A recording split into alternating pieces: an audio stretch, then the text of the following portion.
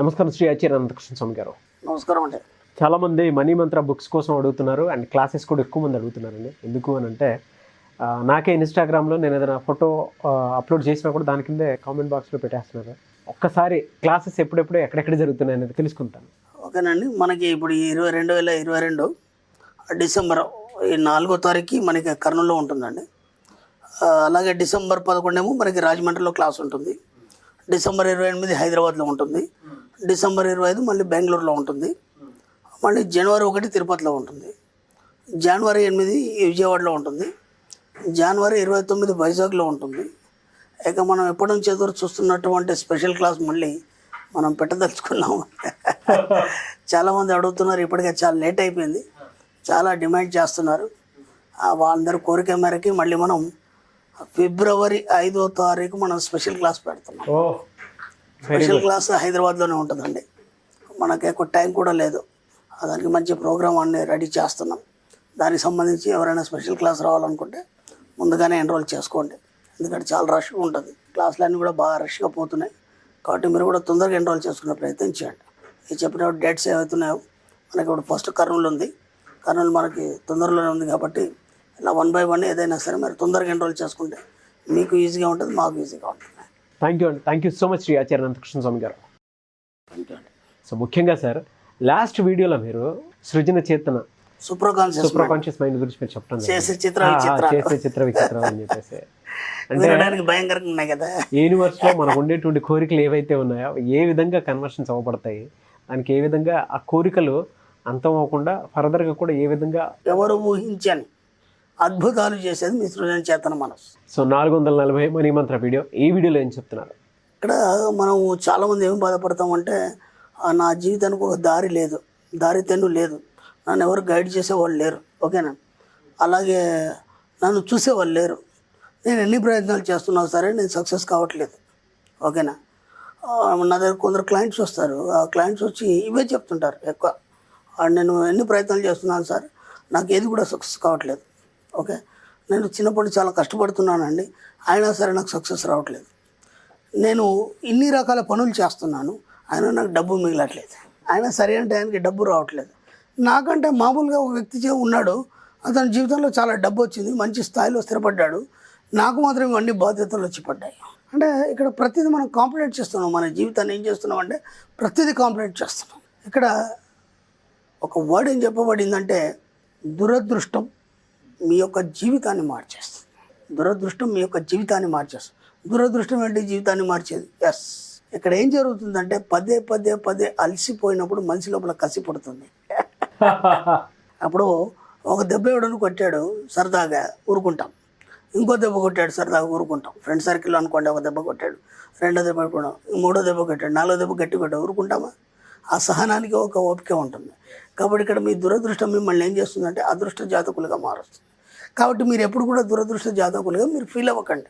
మీరు ఎప్పుడైతే అలా ఫీల్ అయినారో మీరు ఇంకా అలాగే ఉంటారు. కాబట్టి మీరు గొప్ప వాళ్ళ జీవితాలు తీసుకున్నప్పుడు వాళ్ళ జీవితంలో ఎంతో స్ట్రగుల్ చేశారు వాళ్ళు. ఓకేనా? మీరు అనుకుంటారు కదా, కొందరిని చూస్తే అనిపిస్తారంటే వీడు కష్టాలు అనుభవించడానికి పుట్టాడేమో అనిపిస్తుంది. నాకు తెలిసి కష్టాలు అనుభవించడానికి పుట్టాడేమో అనిపిస్తుంది. నాకు తెలిసి నాకంటే ఒక 10 సంవత్సరాలు 15 సంవత్సరాలు పెద్ద ఆయన. నాకు బుద్ధి తెలిసినప్పుడు చూస్తున్నాను ఆయన పరిస్థితి అలాగే ఉంది. చివరికి వస్తే ఏమైపోయిందంటే ఆ పరిస్థితిలో, ఆ దుర్భర పరిస్థితిలో ఆయన ఇల్లు అమ్ముకోవడం జరిగింది. ఇంకా వేరే ఆస్తులు ఉంటే అవి కూడా అమ్ముకోవడం జరిగింది. మొత్తానికి పిల్లల పెళ్ళిళ్ళు చేయడం జరిగింది. ఇప్పుడు ఏమైపోయిందంటే అది అంతా అయిపోయిన తర్వాత భార్యాభర్తలు ఇద్దరు మిగిలిపోయారు.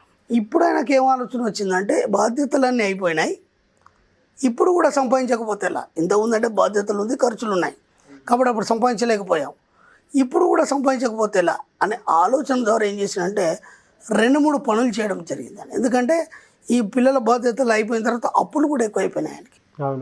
అప్పటి వరకు దురదృష్టం నాకు కూడా ఉంది అని చెప్పేసి అదే ఆలోచనలో ఉండేసి ఏ ప్రయత్నాలు చేయలేదు ఆయన. ఇప్పుడు ఏమైపోయింది, ఆ బాధ్యతలన్నీ అయిపోయిన తర్వాత ఒక రిలాక్సేషన్ వచ్చింది. కాకపోతే వాటికి సంబంధించిన అప్పులు ఉన్నాయి కాబట్టి ఇప్పుడు ఆలోచించాడు, నాకు బాధ్యతలు ఏం లేవు, కానీ అవన్నీ తీయాలన్నప్పుడు నేను చాలా ఫ్రీడమ్గా ఉన్నాను. ఎందుకంటే అంతమంది పిల్లలు ఉన్నారు, వాళ్ళ ప్రతిదీ మనం పట్టించుకోవాలి చేయాలి. ఇప్పుడు ఆయనకు ఆలోచన వచ్చిన తర్వాత ఏం చేశాడంటే, అంటే అంతా అయిపోయి ఒక స్టెప్ దగ్గర అయిపోయిన తర్వాత మీకు కొత్త ఆలోచనలు మొదలవుతాయి. ఇప్పుడు ఆయనకు 2-3 పనులు చేయాలనే ఆలోచన వచ్చేస్తుంది. ఆటోమేటిక్గా 2-3 పనుల్లో సక్సెస్ అయిపోయి ఒక ఏడాది 2 సంవత్సరాల్లో మొత్తం అప్పుడు అవన్నీ క్లియర్ చేసేసి ఇప్పుడు ఆయన సొంతగా ఒక ఉన్నత స్థితిలో స్థిరపడడం అనేది జరిగింది. అంటే ఇదంతా ఎప్పుడు జరుగుతుంది? నువ్వు ఏదో అయిపోయింది నా జీవితంలో, ఇంతకంటే ఇక నేనేం చేయలేను అని అలసిపోయిన తర్వాత, లేదంటే మీ జీవితంలో ఓడిపోయినా అని అనుకున్న తర్వాత, లేదా ఒక లాస్ట్ స్టేజ్, ఎంత స్టేజ్ చూడనో ఆ స్టేజ్ చూసిన తర్వాత, ఆ తర్వాత మీకు తెలియకుండానే మీ లోపల ఒక రకమైనటువంటి చైతన్య స్థితి మేలుకొని ఆ తర్వాత మీ జీవితాన్ని ఎత్తుకుంటూ మీ జీవితంలో ఎంతో సాధించడం అనేది జరుగుతుంది. కాబట్టి నా పని అయిపోయింది, ఇంకా నేను ఇంతకంటే ఏం చేయాలని మీరు ఎప్పుడు కూడా అనుకోకండి. అక్కడికి ఆగిపోకండి. ఆగిన తర్వాత స్టార్ట్ అయ్యేది ఏదైతుందో చాలా భయంకరంగా ఉంటుంది. అప్పుడు మీకు ఎవరు ఎదురు రారు, ఏదైనా మీరు సాధించగలరు. అలాగని చెప్పేసి సింహం ఒక అడుగు వెనకకేసిందంటే 2 అడుగులు ముందుకేస్తుంది. ఇది బాగా గుర్తుంచుకోండి. ఎక్కడ కూడా ఫీల్ కాకండి. మీరు పెద్ద వాళ్ళ గొప్ప గొప్ప జీవితాలు తీసుకోండి. ఆగిపోయింది అయిపోయింది అనుకున్న తర్వాత మళ్ళీ స్టార్ట్ అయినాయి. మళ్ళీ వాళ్ళు ఎంత స్థాయికి వెళ్ళిపోయారంటే, ఒక బాణాన్ని మనం ఎంత గట్టిగా అవుతే అంత వేగంగా ముందుకెళ్ళినట్టు వాళ్ళు అంత శరవేగంగా ముందుకెళ్ళిపోయి ప్రపంచ ప్రఖ్యాతిగాంచినటువంటి గొప్ప గొప్ప వాళ్ళ జీవితాలు తీసుకుంటే అలా జరిగిన వాళ్ళే ఉన్నారు. కాబట్టి మీరు ఎప్పుడు కూడా డసిపోవడం కానీ అలసిపోవడం కానీ నా జీవితం అయిపోయింది అని మాత్రం అనుకోకండి. ఒకవేళ అలాంటి పరిస్థితులు వస్తే అనుకోండి కదా, సింహం ఒక అడుగుని వేస్తే 10 అడుగులు ముందుకేస్తుందని అనుకోండి.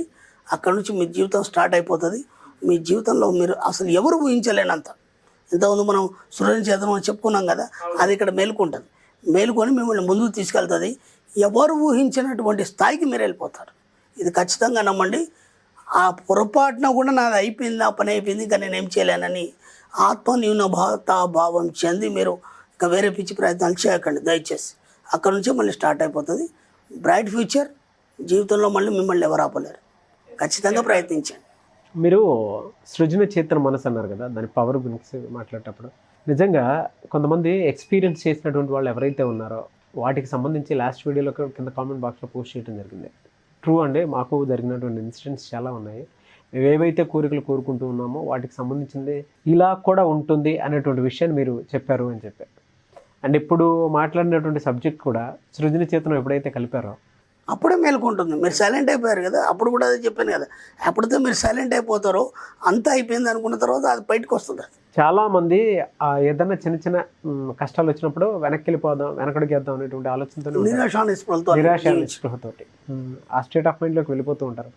ముందు ఫస్ట్ బాడీలో ఎనర్జీ ఉండదు, సెకండ్ నెక్స్ట్ ఏం చేయాలని దాని మీద ఆలోచన కూడా ఉండదు. అవును. కాబట్టి మీరేం చేయాల్సిన అవసరం లేదు. నిశ్శబ్దాన్ని వహించండి. ఆటోమేటిక్గా మీకు కళ్ళ ముందర మీకు కనిపిస్తుంటుంది బ్రైట్ ఫ్యూచర్. దాన్ని మళ్ళీ ఎవడు ఆపలేడు ఇక మళ్ళీ ఎండ్ ఆఫ్ డెత్ వరకు.